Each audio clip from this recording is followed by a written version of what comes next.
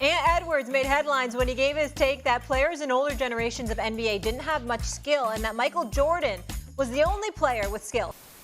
Ain't nobody athletic ever been in the league, and nobody could jump and all this. I'm like, whoa, what are you talking about? Don't attack all the old school guys when you haven't done your homework. As I'm sure you guys know, when it comes to Anthony Edwards, he's one of the most outspoken, fearless players in the NBA who will quite literally say anything.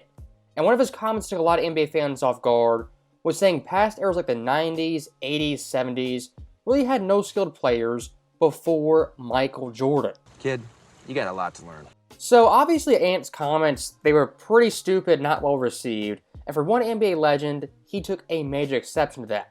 That, of course, being Magic Johnson, the most skilled passer in NBA history. He's just going to go like this. He's got it. And then this summer, ain't nobody athletic ever been in the league, and nobody could jump and all this. I'm like, whoa, what are you talking about? Don't attack all the old school guys when you haven't done your homework. So, stopping Magic right there very quickly, that phrase, do your homework, is the entire point of this video. When looking at past eras, people know the superstars, the MVPs, the championship players. But a lot of guys beneath those guys, who maybe didn't win championships, didn't make 10 All-Star games, they're forgotten, overlooked, and really diminished.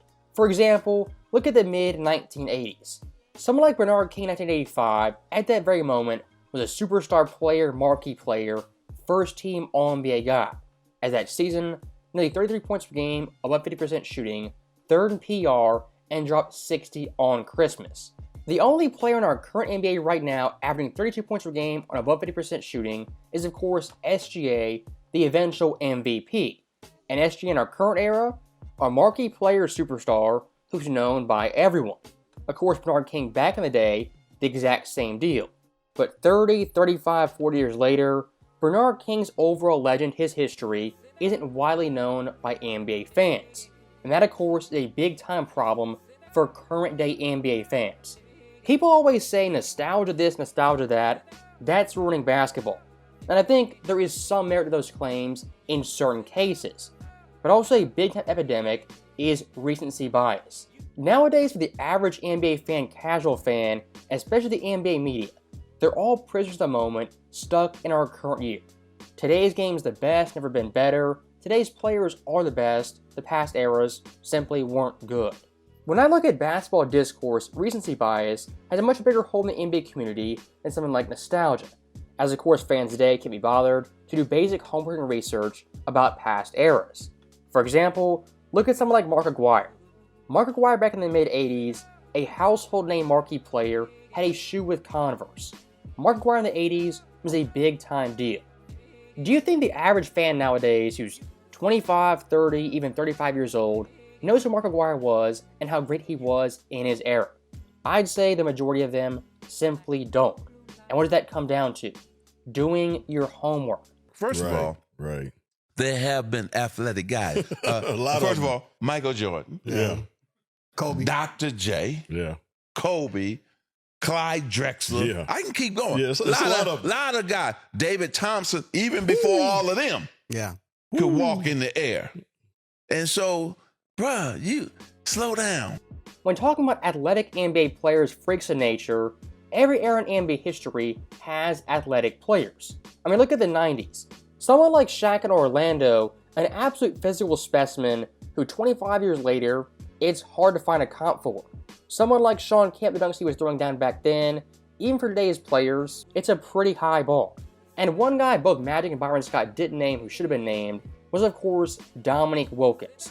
As Dominique in the mid-80s, early 1990s, and this dude had the vertical, the speed, the hang time, the power, the ferocity, had the whole package as an athlete and a great dunker. He was special.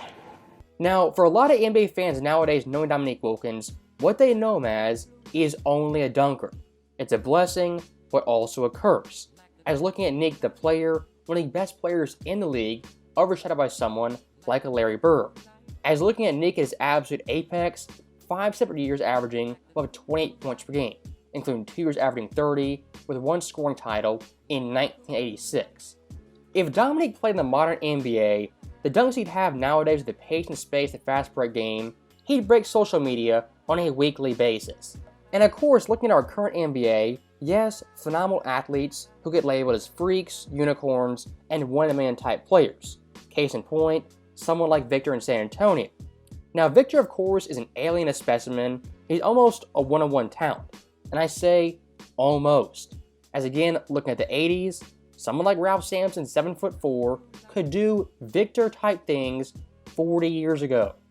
My entire point of this video is pretty simple. Someone like Victor today is a household name, a marquee player, known by everyone. Ralph Sampson in the 80s, the exact same thing. But give it 30, 40 years time, you don't do your homework, Ralph Sampson becomes forgotten, he's a myth, and you don't know who he is.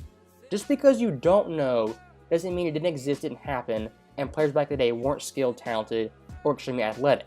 So I had to just hit him, like, look, man, talk to me when you want something. Because you show know, respect. That's all. Just show respect. I don't want to ever go at nobody. Right. That's not who I am. Right. But if you're going to attack us like, oh, the game was not high flying and as exciting and so on, then I got to come back.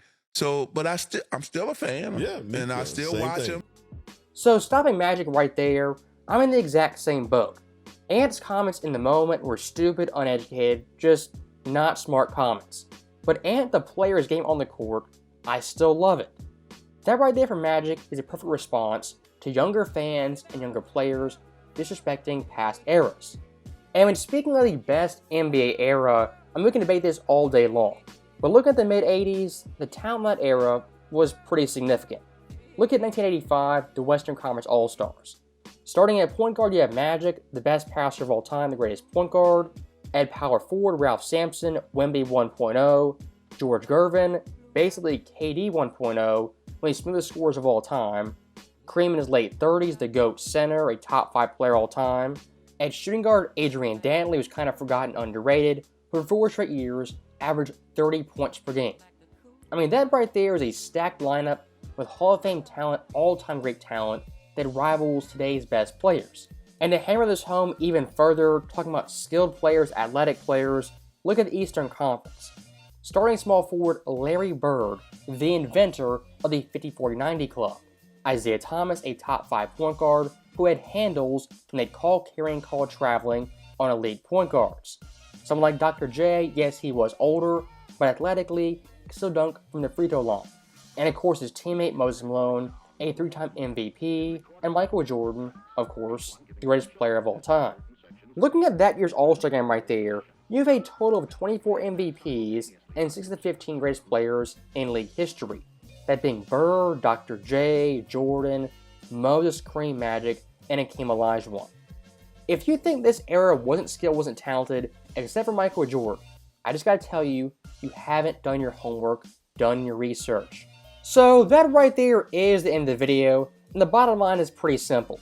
Every era has talent, has skill, great athletes, shooters, dribblers, guys who can do it all. The only problem is certain fans nowadays only look at this era of the 2010s or the 2000s. Basketball has existed for nearly 80 years. You might not like every era, think every era is the best, that's fine. But every era had talent, had skill, had something to offer. As always, thank you guys for watching, hope you enjoyed it. I'll see you next time.